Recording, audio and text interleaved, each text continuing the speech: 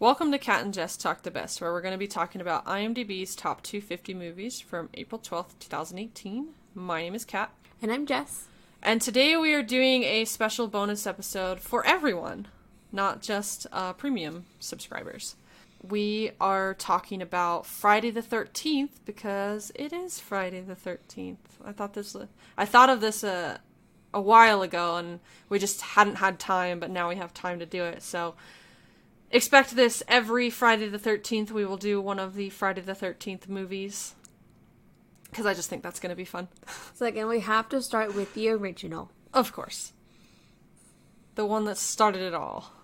So, of course, Friday the 13th is a horror mystery thriller from 1980. This has a 6.5 on 109,706 votes. And because this is a bonus episode, we are not doing a mystery line for this one. So we're just going to go straight into the spoiler-free synopsis. Crystal Lake's history of murder doesn't deter counselors from setting up a summer camp in the woodsy area. Superstitious locals warn against it, but the fresh-faced young people, Jack, Alice, Bill, Marcie, and Ned, pay little attention to the old-timers.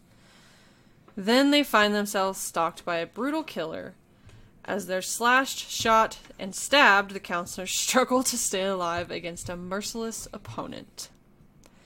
Yeah, that's pretty much it. Yeah, and this is one of the golden age slashers is what I'll call it.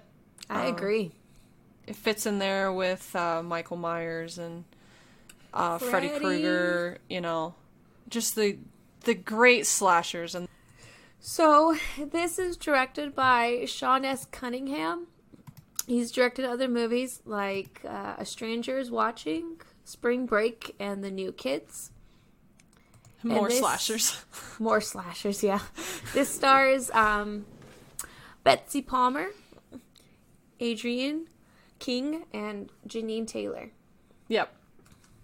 As like Betsy Palmer, I'm not going to give that away, but it says it on the IMDb if you want to look. Yeah, and it's also a very young Kevin Bacon in this. Yeah, Kevin Bacon's in it. I totally forgot he was in this movie. I was like, oh, hey! Yeah, it's funny. I forgot he was in it, too. But yeah, so this, the ratings for this on IMDb, 26.3% of users rated this at a 7. It has a 22 on Metacritic, a 62 on 52 critical reviews on Rotten Tomatoes. So critics don't really like the Friday the 13th movies. It's because it's gory. Yeah. That's it. But fans love them. Like, if you're a fan of Friday the 13th, it's a given that you're going to watch them all, so. So, two of the fresh, Matt Ford, a hugely influential film that contributed to the 1980s horror boom. Like I said, golden age of slashers. It's like, it helped contribute completely. Yes. Yes. Alan Jones, Cunningham skillfully works up plenty of gory scares while also allowing the audience to sympathize with the counselors. Some of them. Some of them, Some of them. Some of them I don't really care about at all. Some of them, like, okay. Like, if I can't remember their name without writing it down, then I don't care. And there's a few of them that I'm like, okay, I don't really care. Kevin Bacon being one of them. Ouch. Because I just kept writing down bacon. That's what I kept writing down. I mean, if it works for you. So, Too Rotten, Ron Pennington, it's blatant exploitation of the lowest order. Well, I mean, you're not wrong. But that's kind of the point. Yeah. Anyways, so the next one, there was no name with it. The name, I guess the user doesn't have an account anymore because they took the name off. A tame, poorly plotted serving of schlock less horrific for its ketchup-smeared murders than the bare-faced fashion in which it tries and fails to rip off Carpenter's Halloween in matters of style and construction. Which, I mean, they're not really wrong about that either, but it's got its own thing going on. Yeah. I mean, because Halloween was first. It came out, what, like 2 years before this? Yeah, 2 years. And it does have some influence from Halloween. I mean, you can't really be a slasher movie without having influence from the slasher movie, like the best slasher movie. I was like, from Halloween itself. Yeah. I mean, that's the one that started everything out there. Yeah. So, I can understand. I feel like this person is just such a big fan of Halloween that they don't care at all about Friday the 13th. I've heard that about things. Like, if you're a really big fan of Halloween, you don't like Friday the 13th very much. Yeah.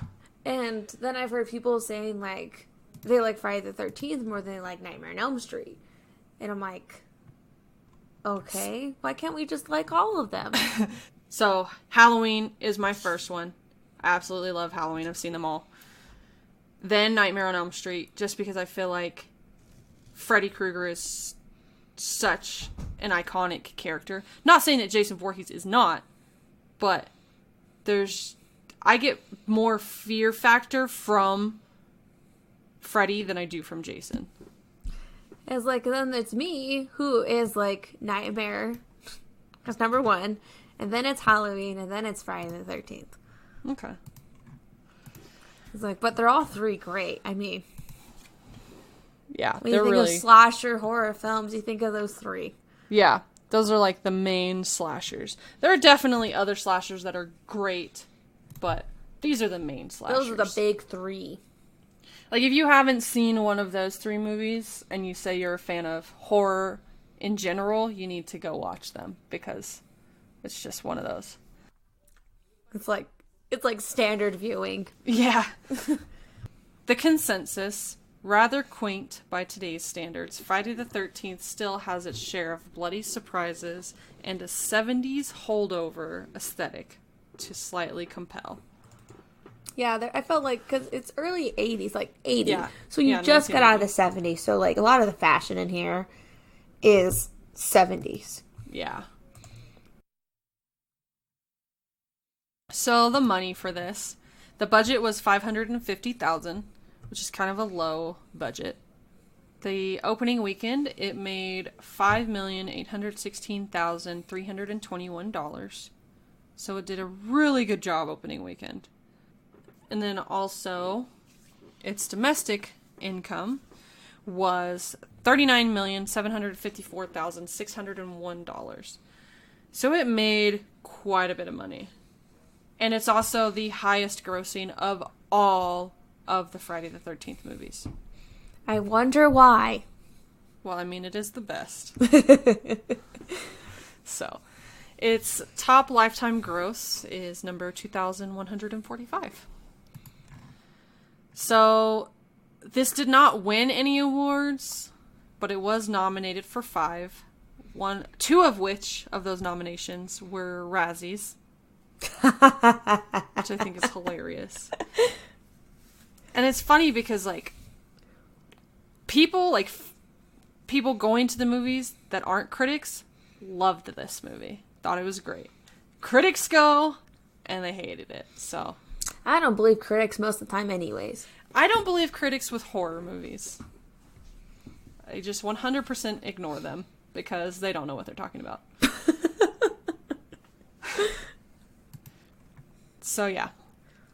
That's all of that. So, initial thoughts. I'll go first. So, I've only seen, like, bits and pieces of this before, I will admit. I hadn't seen all the way through. I knew some things.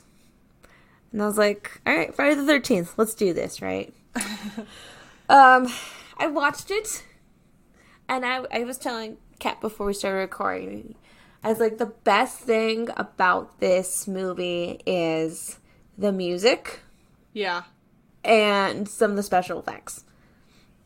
Yeah. Those are, like, those big things with me, especially with horror films, like, and slasher ones. You gotta have really good special effects.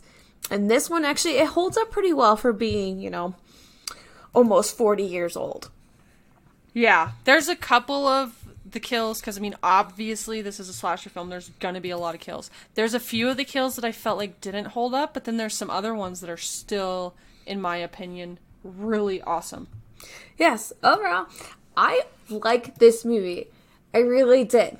And I'm like, well, now I gotta go watch the other ones. But then I realized, like, oh, wait, we're doing the rest of them anyway, so I'll just wait. Yeah, we're gonna do them all anyways. So, I don't really remember the first time I watched this, because I watched a lot of horror movies growing up.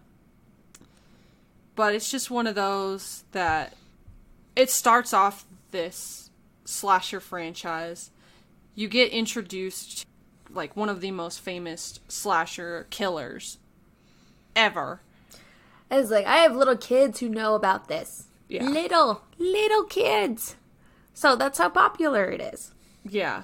And it's also got a lot of the horror tropes that are still used now. So many. Oh my God, so many. Yes, this movie was influenced by Halloween, and you can see it. Especially if you love Halloween like I do.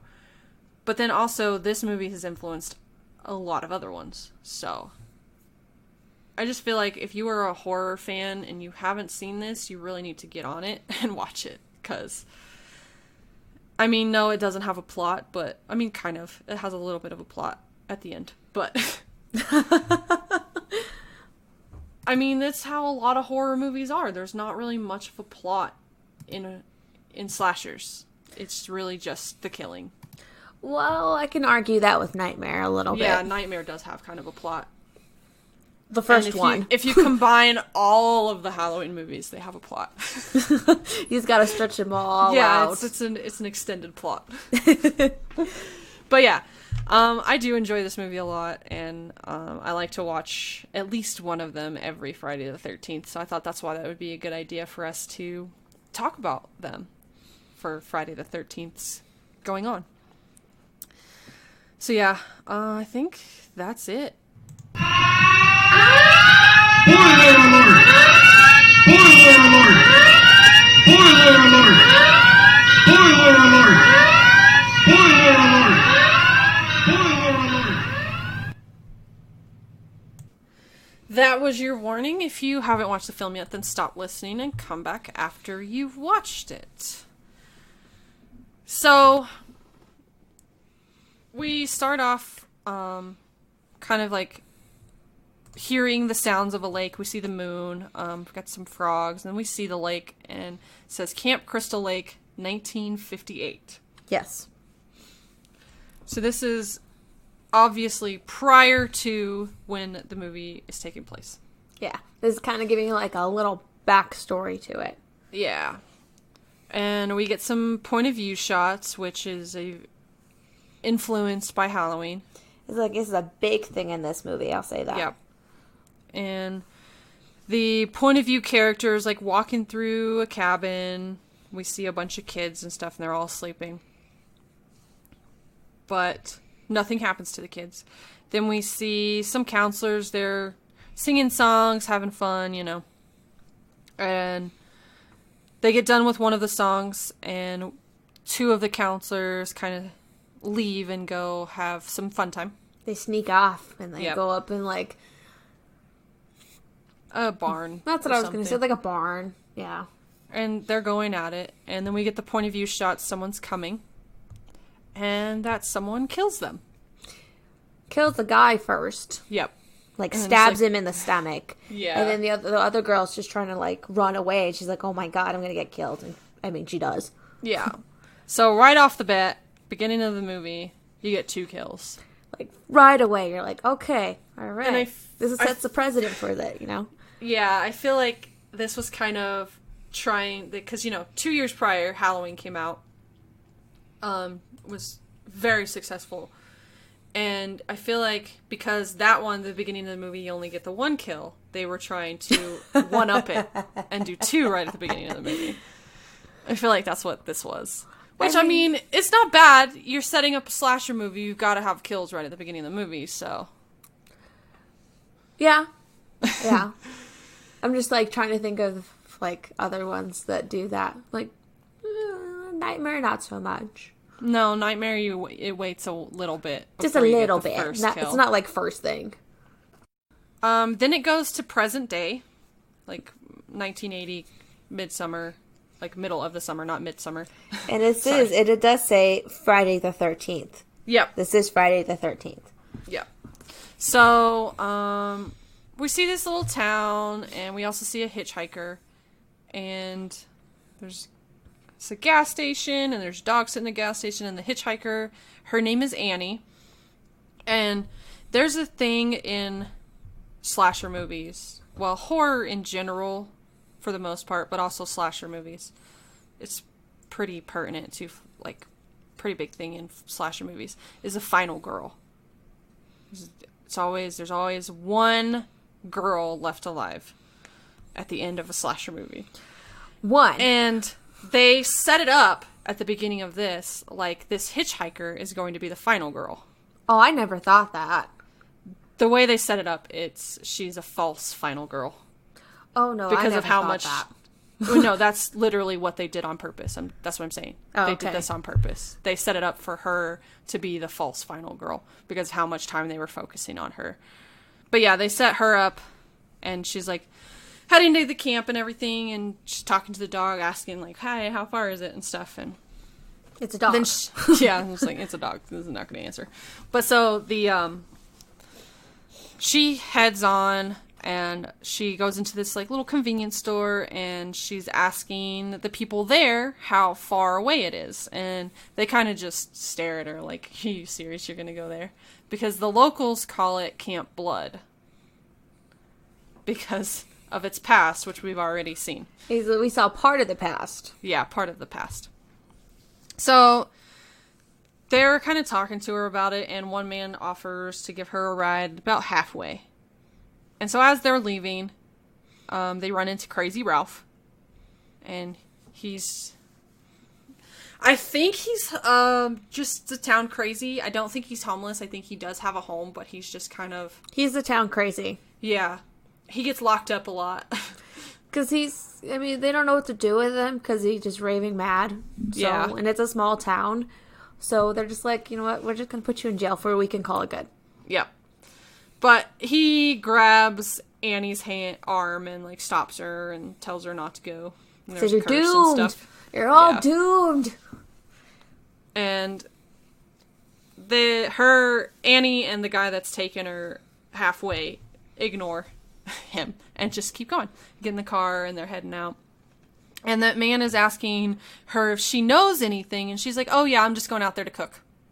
That's not what he meant, but okay.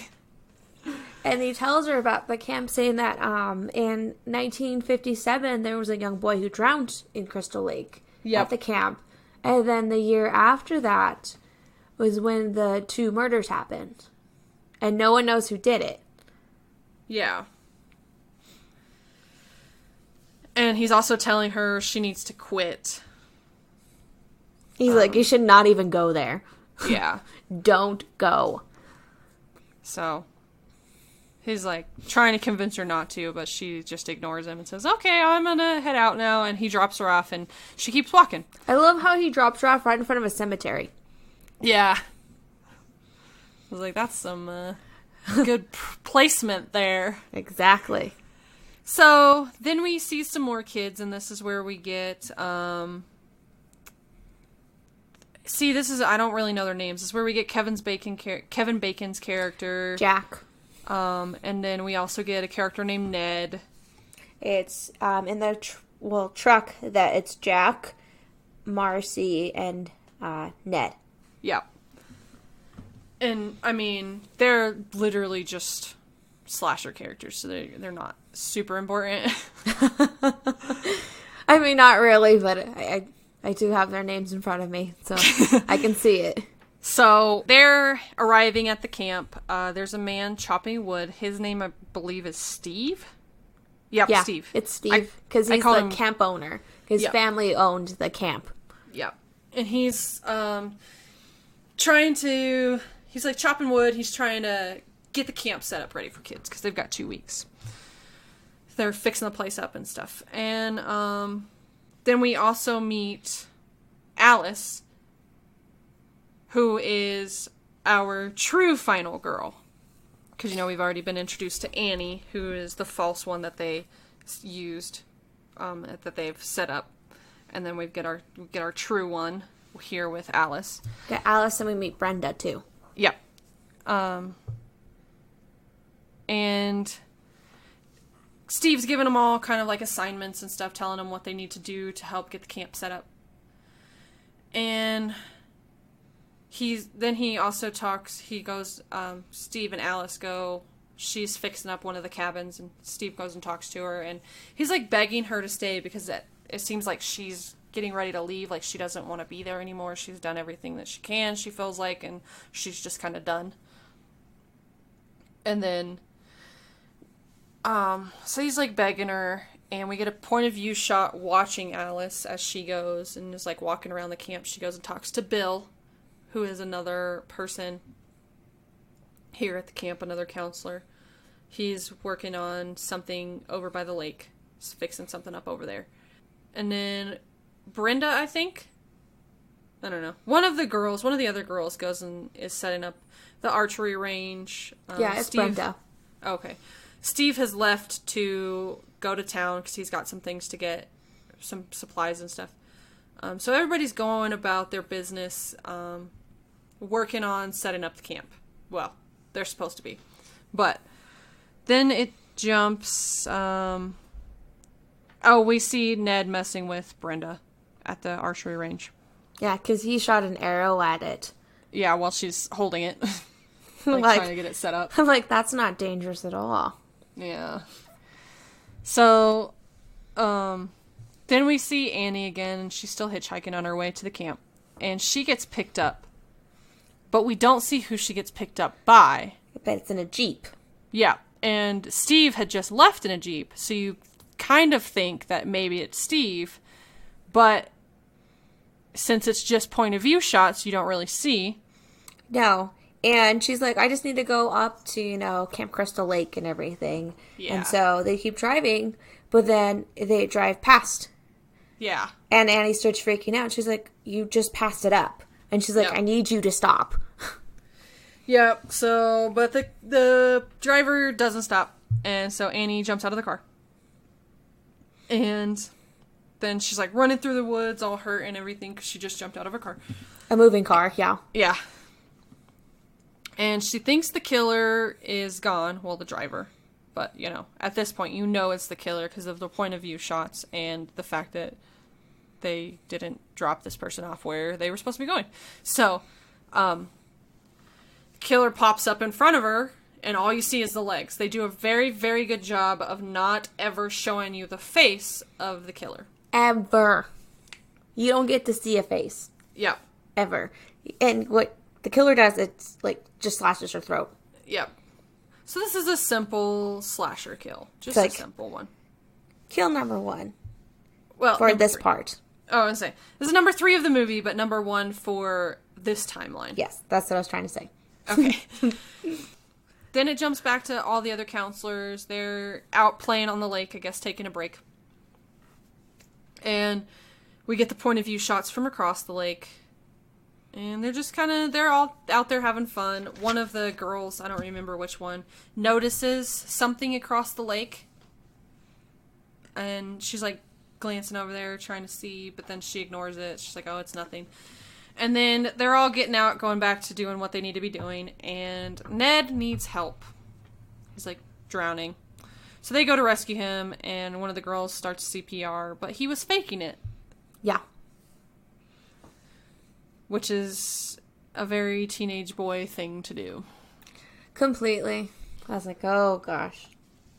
Then we see Alice in her cabin. She's getting it all set up and everything. Working on getting some stuff situated. And there is a snake down on the floor underneath her dresser. And she sees it and she freaks out. Starts calling for people. She calls Bill. And then, so Bill runs in and he's got the machete. The very famous machete. That, if you know anything about Jason Voorhees, that is his weapon of choice. I don't believe that one is his, but No. that's his weapon. Everybody ends up running into the cabin and stuff, and they're trying to kill Snake. And they make a mess of the cabin, but they end up killing Snake. And so they walk out, and this police officer shows up a little bit later. Ned's outside being an idiot, dancing around, mocking Native Americans, which is not a good thing. But this is an old movie, and that's what some things happened. So he's talking. So the police officer goes over and talks to Ned, and some of the girls walk up. And then it ends up, everybody walks up, and he talks to him, and he's like, I'm looking for Ralph. Crazy Ralph he's looking for, because they lost him. They don't know where he's at. They're trying to find him. The police officer, the kids are like, oh, I don't know where Ralph is, and all that. So the police officer leaves. He's trying to be all cool and everything, but he's not very cool. Alice is in the kitchen. Looks like she's getting that kind of all set up and cleaned up for when Annie arrives, because at this point they still think Annie is coming. And she's getting it all set up, and she opens the pantry, and Ralph is in there. You know, crazy Ralph. Crazy guy. He's, he comes out talking about curses. He's scared her, and then he leaves. It's like, okay then. Yeah, he's interesting.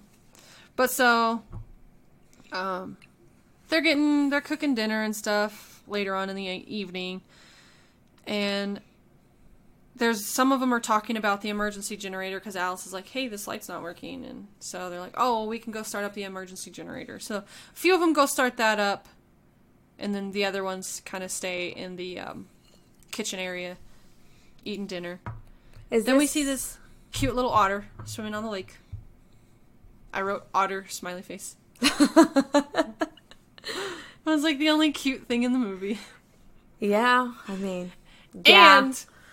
And it is the only animal that you see in the movie that doesn't get killed. Yeah. Because the only other animal you see is the snake, and it gets killed, so. Yeah, that's very true. Trivia there for you. Not really, but. I mean, it's kind of like trivia. You're right. It is. Kind of. It's just a little fun fact, really. It's not pertinent to anything at all. Then Kevin Bacon and his girl are kind of hanging out by the lake later on. And they're having some fun, just hanging out. And Ned sees them. He's like watching them. And then he goes about being his weird self. And we get the point of view shot of someone watching Ned. And this someone is in one of the, like, in the doorway of one of the cabins. And Ned turns around and sees the person kind of walk into the cabin. So he goes over there. First mistake. And I was like, first of all, you're by yourself. And then you're walking, following some random person into a cabin. Yeah. I'm like, that's like strike two. Yep.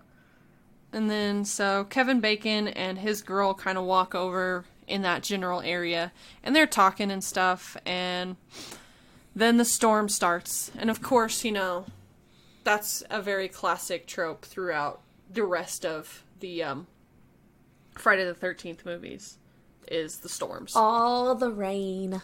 Yeah. Tends to be a huge thing. Like, horror movies love to be set during bad weather. Bad weather, nighttime. Yeah. Yeah. So, Kevin Bacon and his girl go into the little cabin and start going at it. It's like the same cabin that Ned went into. Yes. But Ned's not in there. At least not that they see. That they know of. Yeah. Not that they see yet. But then, Alice and Bill and Brenda are hanging out in another cabin, and they're going to play Strip Monopoly. This is the first cinematic playing of Strip Monopoly. Trivia there for you. And I'm like thinking, well, I mean, that would probably make it a lot more interesting and less fighting. Yeah. That's my thoughts. But, so then it jumps back to the cabin where Kevin Bacon and his girlfriend are having sex. And we get a little glimpse of Ned. And he is dead. On the top bunk. Yep. His throat is slit. Yeah. And then we see Kevin Bacon is having a cigarette. His girlfriend has walked off. I think she went to go, get ready for bed or something. She went to the bathroom. Okay, so yeah, she went. She went in a raincoat, her shirt, and underwear. That's understandable. I was like, yeah, I mean, they just finished up, so, I mean, that's what she kind of just threw on. Yeah. So, Kevin's sitting there laying in the bed and having a cigarette. And he gets, like, this little drip of something on his forehead. He, like, wipes it off. And he's, like, gonna investigate it. But as soon as he's about to get up, he gets a little arrow. Well, not even little. It's like a big arrow. It's a full arrow through his throat. I was like, and if you're watching it very carefully, you can see, like, the special effects there. Yeah. You can. You can see it there. I'm like, I actually really liked it. Like, from the angle of when the arrow's coming up through his throat. Because you can't tell it's something, like, different. It really looks like it's his own throat. Yeah, but then when you see the other angle, it looks like, there's something over it. Yeah. So there is some good special effects with that, and then also some a little outdated. But I will say this is one of the most memorable kills of this first movie. When I think about, like, the most memorable kills of all of the movies, this is the one I remember the most from this one. I remember a different one, but that's coming up soon. Oh, Brenda's? Or no, not Brenda's. The other chick. Kevin's girlfriend. Yes. Yeah, that's a good one, too. Those are probably the two best ones. Yeah, they are.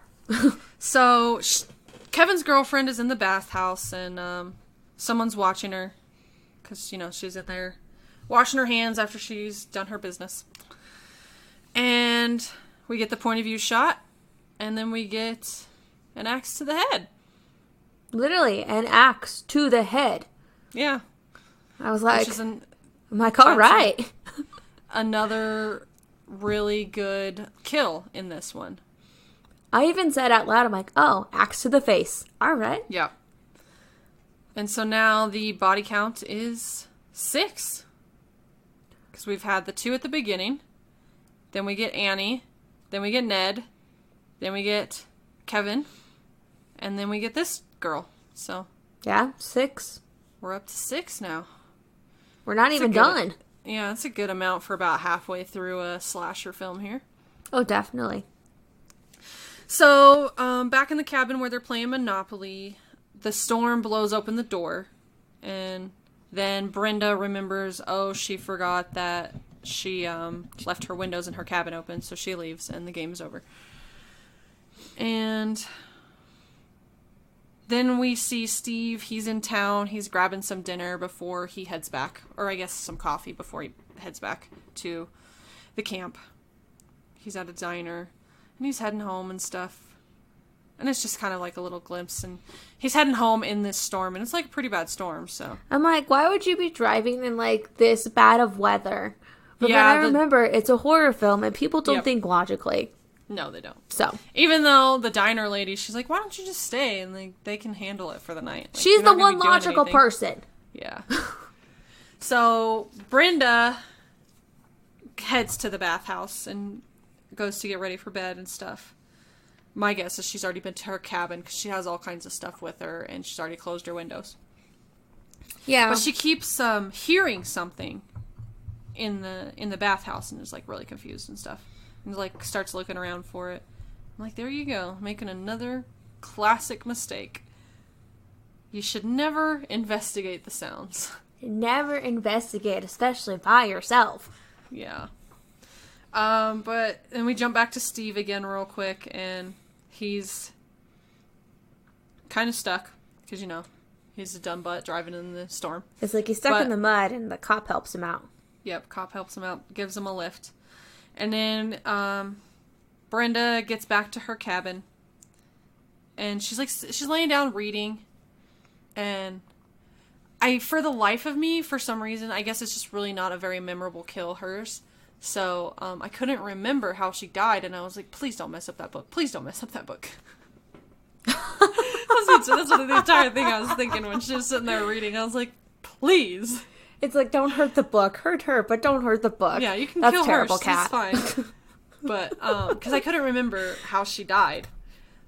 But, so, she keeps hearing this voice, like, hearing someone calling for help, so she gets up and goes and investigates. Like a dumbass. Of course. And, she ends up out on the archery range, and the lights have now been turned on. And then that's about the last we get of her for a little bit. Yeah, because the lights distract her, and then all of a sudden it goes off screen. Yep. And you hear her scream. Yep. So, that's all we get of her. Then, Alice is in her cabin alone. She's just kind of tending to some stuff, sitting around, messes with the guitar for a little bit. And then Bill comes back, and Alice is talking about how she heard some screaming and stuff, or heard noises. So she asks Bill to help her. They need to go look for Brenda. And so they're looking around, and then they go into one of the cabins, and they find a bloody axe in one of the beds. Yeah, it's Brenda's cabin. Yeah. Even though Brenda wasn't killed with a axe. That other girl was. I mean, whatever gets them going. But whatever freaks them out, I say. Yeah, so they get freaked out by that, obviously, and go start looking for others and trying to figure out a way to call for help. It's like, they're going to try to call the police, but you see that the line has been cut. Yep. So the phone's dead, and then they try the car. Won't start. The truck. Yeah, of course. So Steve is almost back to the camp. The police officers dropped him off, so he's like walking back and stuff. And he runs into the killer, but he recognizes the killer. He's like, oh, hey, it's you. Yeah. But then... It's like, then he gets stabbed in the gut. Yeah, then he's dead, so... And then the power gets cut off to the camp. We see a hand turning the generator off. So, they are in... Bill and Alice are the only ones left now. So Bill and Alice are in the kitchen cabin, and Bill's gonna go try and turn the power back on. And so that leaves Alice in the kitchen alone. And she's starting to get worried because it's been a bit, and so she goes looking for Bill. So she goes into the area, or the little cabin area that the generator is in, and she closes the door, and there's Bill hanging on the back of the door with arrows through him. Dead. It's like, because he did. So it's really just like Alice left. Yep, Alice is left. Here is our final girl. And she's freaking out, you know. Well, I mean, all these dead people are around her, and she doesn't know who's killing them. And then we get Brenda thrown in through the window. You know, we get confirmation that Brenda's dead, because I always wait. Because if you don't see a body, they're not dead. Once you see the body, then I can accept that they're dead. Yeah, I mean, that's kind of like a law thing, too. Yeah, yeah. So, Brenda gets thrown in through the window, and so Alice books it out the door. I'm like, why would you do that? And she hears a car coming. Yep. And it's a Jeep. And, yep. And she thinks it's Steve. Mm-hmm. But instead, she sees this old, like, middle-aged, older woman come out of the car. Yep. Who introduces herself as Mrs. Voorhees. She's like, oh, I'm an old friend of the Christies, you know, who own the camp. I used to help work here and everything, you know. And so Alice is trying to tell her about these murders and everything. And yeah, and she comforts Alice, and then we kind of start getting some flashbacks where Miss Voorhees is talking about Jason, her son, who drowned in the lake because the camp counselors weren't paying attention. Yep, in 1957. And she's talking about how today is Jason's birthday. Because his birthday is June 13th, Friday the 13th. Yep. And she's, like, blaming the counselor. She's blaming Alice. So pretty much right after Steve gets killed and we see Bill and Alice in that cabin, that starts the third act of this. Yes. So pretty much the rest of the third act, like the rest of the movie here, is Alice and Mrs. Voorhees just going at it. Literally. Just they're, like, fighting, and Alice is trying to get away, and Mrs. Voorhees is trying to kill Alice. Yeah. And Alice keeps coming across bodies. It's like she finds Steve's hanging from, like, with, like, a tree or something. I don't know. Yeah, a tree. And she finds Annie's in the car. Yeah.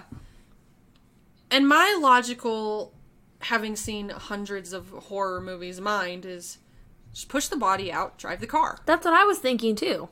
I'm like, push the dead body out and go for it. Like, leave. Yeah. But she doesn't. She just runs. And we also get this, I feel like it's a really cool kind of trope, I guess. But we get Mrs. Voorhees talking like a kid, insinuating that she's crazy and that Jason is somehow influencing her to kill people to get revenge for his death. Because she's talking like a little kid. But so, Alice is running and everything. Mrs. Voorhees turns the power back on because she has to find Alice. Alice has a gun, but she can't find any bullets. So when Mrs. Voorhees gets into the barn, Alice is like pointing the gun at her, but she doesn't have any bullets. So Mrs. Voorhees comes in and attacks her and stuff. And somehow Alice she just keeps managing to get away. Just in the brink of time, like, Mrs. Voorhees is about to kill her, but she manages to, like, hit her over the head with something and run away. Or hit her in the leg with something and run away. But she keeps running away. And there's one point in here where Mrs. Voorhees finds her again. She's, like, in this little shed. And I'm pretty sure it's just a glimpse of it. But I'm pretty sure she has a machete at that point. She does. Okay. She does. That's what I thought. Yeah. I was like, there we go. We get that, you get the machete. that famous weapon again. But Alice fights her off again, and... With the frying pan. That frying pan cracked me up. I was like, is that cast iron? Because that'll do it. Yeah. Those things are hefty. They're super heavy. But Alice is out there kind of sitting by the lake, hiding behind a boat. Which I'm just like, why are you just sitting there? But anyways... she sees the shadow of Mrs. Voorhees coming up behind her. And so she kind of fights her off, and they're rolling around fighting. Alice is getting choked, and then Alice gets a hold of the machete and chops Mrs. Voorhees' head off. I was like, now this I liked. Because it, like, the cinematography just, like, changed with this part. And it really focused on, it was, like, slower, too. Yeah, it's kind of like a slow-mo shot, because you get Ms. Voorhees' reaction to seeing and knowing exactly what's about to happen, but not being able to stop it. Yeah. And I'm like, okay, we got a decapitation. Okay. I'm like, that's pretty brutal. I'll say that. So, before Ms. Voorhees died, she had 8 kills. She got the 2 kids at the very beginning of the movie that we know of. Like, this is that we know of. We don't know if she killed any more at the very beginning. Then she got, of course, all of the counselors and Steve. And that puts her up to 8. And then she dies, and Alice has 1 kill. So, this slasher movie has 9 kills in it, which is, I think, acceptable. I'm like, that's, yeah, it was like, technically hers is self-defense. Yes, so... but it's still a kill. And it's a very brutal one at that. It is very brutal. But so after Alice has chopped off Mrs. Voorhees' head, she gets a boat and goes out on the lake and falls asleep. Now, I'm thinking to myself, I'm like, okay, so you just killed the person who was killing everybody else. Why are you going out on the lake again? Yeah. Because in my head... I know what's coming. Yeah. I know exactly what's coming. Well, and they do a really good job with the music here, making it all seem light and happy and fun. I know. But, so, then it's morning, and the cop shows up, and you can see the cop car pulling up, and Alice wakes up in the boat, and then, all of a sudden, at the exact same moment that the music changes, Jason pops up out of the water and grabs Alice. Pulls her out of the boat and, like, drags her under. Yeah. Now, I knew this was coming. I know it's coming. Because this is the part of the movie I remembered watching. But it's still... Because the music lulled me in again. I was like, oh, happy thing. I'm like, wait a minute. Where is he coming? And then he popped up. I'm like, I jumped a little. I did. I was like, damn it. I knew he was coming. But he still made you jump because it's the music that did it. Yeah, they did a really good job with the music there. But so, then Alice wakes up in the hospital, screaming. And she's, like, asking about what happened and stuff, and they're telling her, you know, everybody's dead. She's like, well, what about the little boy in the lake? And they're like, we don't know what you're talking about. They're like, there was never any little boy in the lake.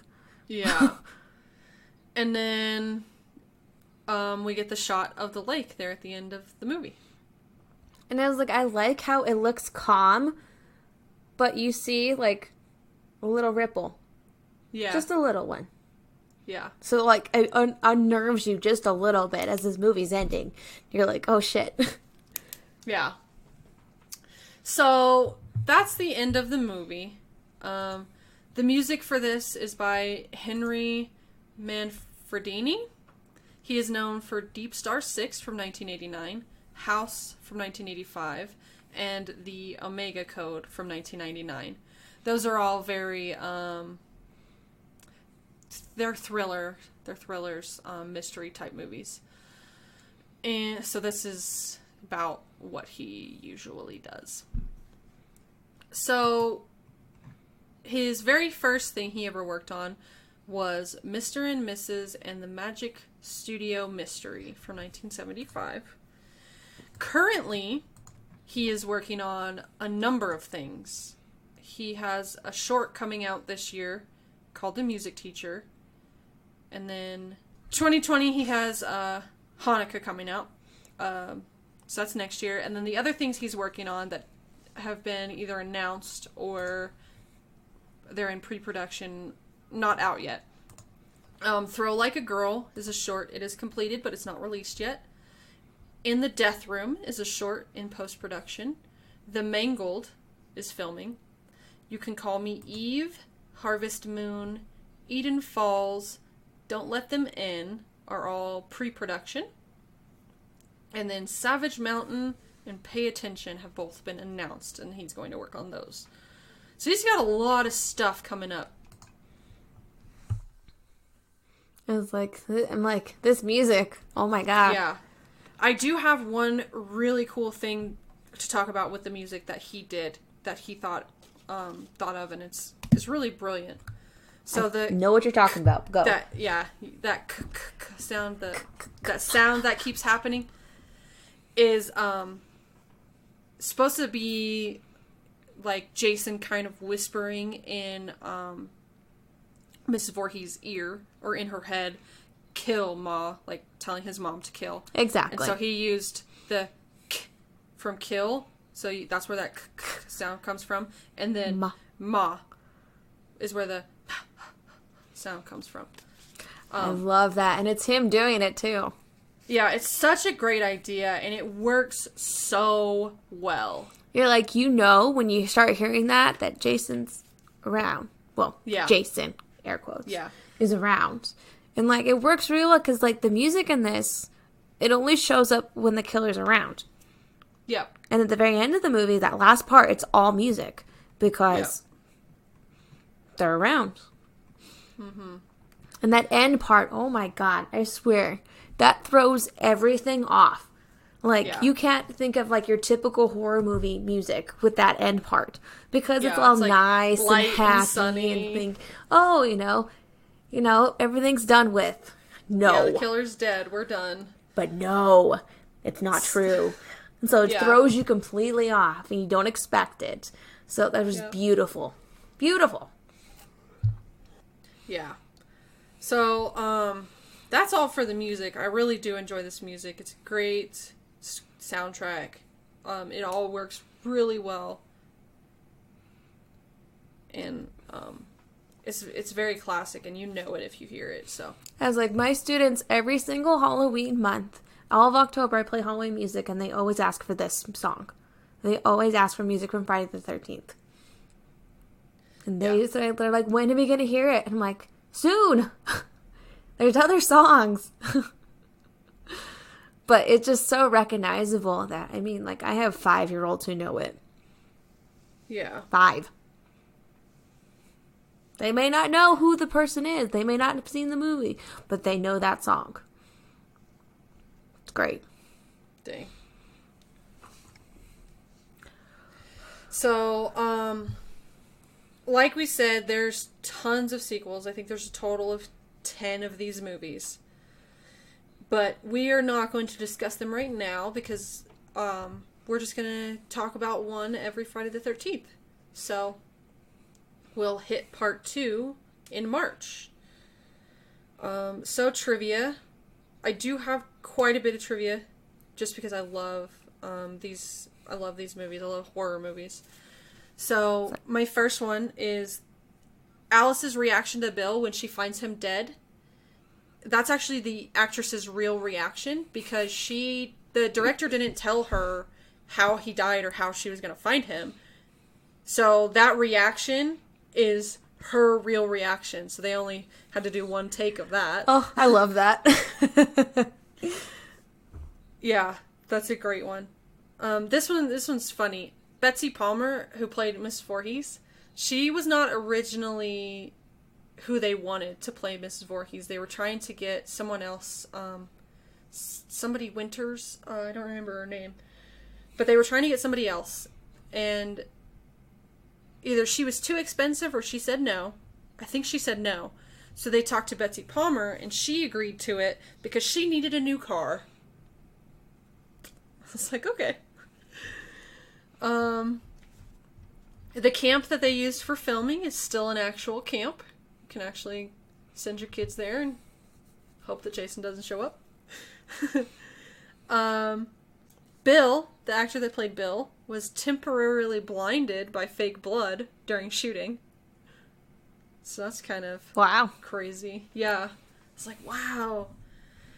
I did actually see a few weeks ago, there is a place where you can go for a night to see if you can survive Camp Crystal Lake.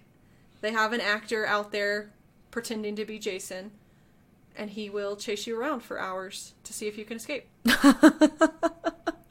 I did hear about that one, actually. I did. That's awesome. If I was more in shape, I would go do that. But I don't want to run, so I'm good. Jason is one of the only, I think there's only one other slasher film killer that does not kill in his debut movie. So this is his first movie. We get introduced to Jason, and he doesn't kill a single person.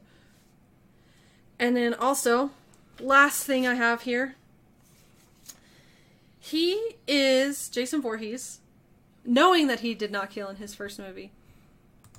He is the slasher killer with the highest body count. The highest? If you combine all of his movies together. Oh, yeah. He has the highest body count. He has anywhere from 146 to 151, somewhere in there, kills in all of his movies. Damn. The next closest after him, as of right now, Michael Myers. Yeah. But Michael Myers still has 2 more movies coming out. He's at 133. So there's a possibility Michael could catch up to Jason. How many how many Halloween movies are there? If you are not, I don't know if in this count, if they're counting the Rob Zombie ones, the 2 that he did. But let me see real quick. I'm asking just like in general. I'm saying include those. Including those? Halloween movies. movies. So there's 2 more coming out. One coming out next year, and then one coming out the year after. So 11 it says, but I don't know if that's including... That is including the 2 Rob Zombie ones and the newest, but not the one coming out next year or the year after. So there will be a total of 13 Halloween movies. Wow. By the time they're done. That is crazy. That's a lot. It's amazing. I was like, Nightmare on Elm Street, there's only, well, technically, if we include the originals, that's 6. Wes Craven's New Nightmare 7. The remake is 8. That's only 8. If we Freddy include vs. Jason include is Freddy 9. vs. Jason is 9. And then how many Friday the 13th movies are there? Let's see about that one. I think it's 10. There's a lot.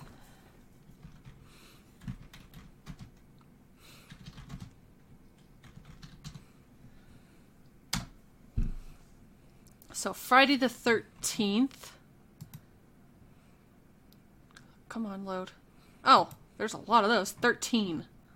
Ha! Because they are counting Freddy vs. Jason, the remake, and then... Okay, so, never mind. There's 12. Because this other one... Well, I don't know. It's a 14-minute movie, so I don't think it counts. Probably not. It's a short. So there's 12 Friday the 13th movies. I'm like, it would have been funny if it was 13.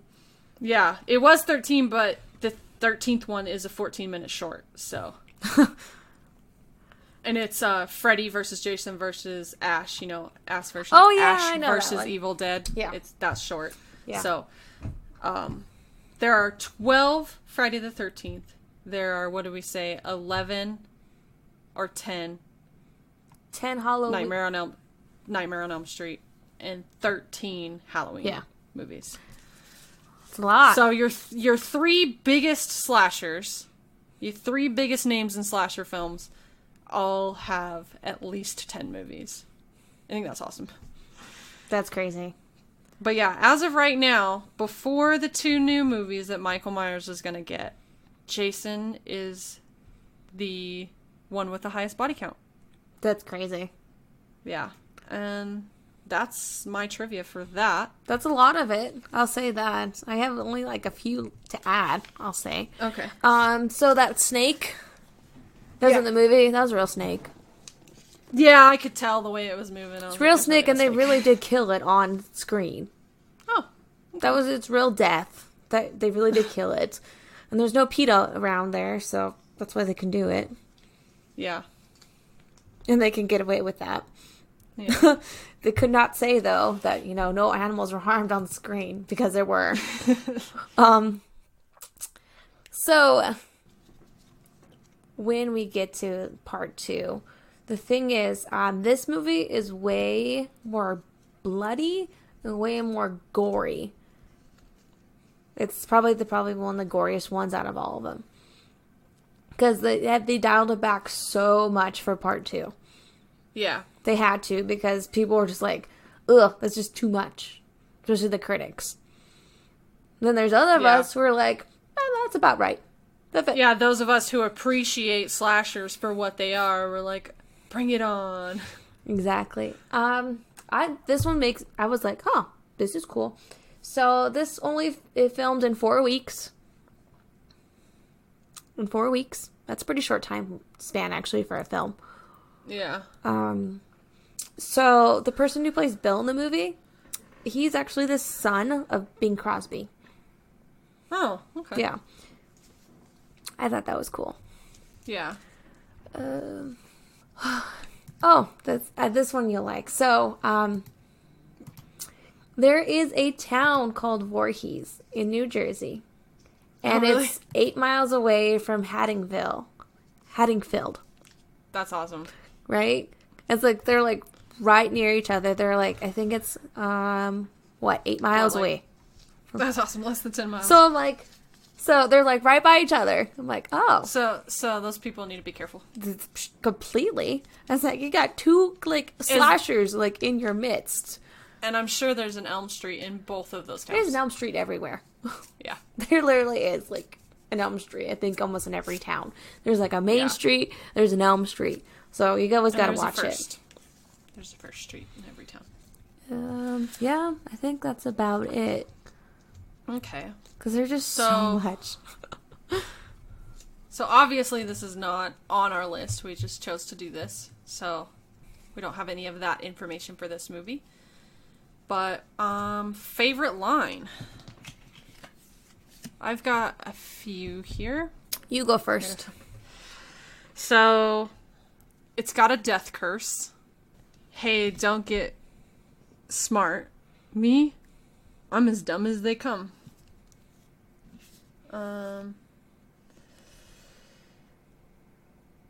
Obviously, I was focusing on the deaths, so I didn't write a bunch of them down, so I have to go look for them now. There it is. I was like, I didn't write it down, but I remembered what it was. Kill her, Mommy. Kill her. Don't let her get away, Mommy. Don't let her live. When Mrs. Voorhees is talking to herself.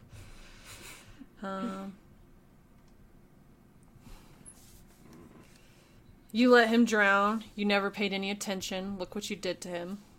And she pulls out a big, huge knife.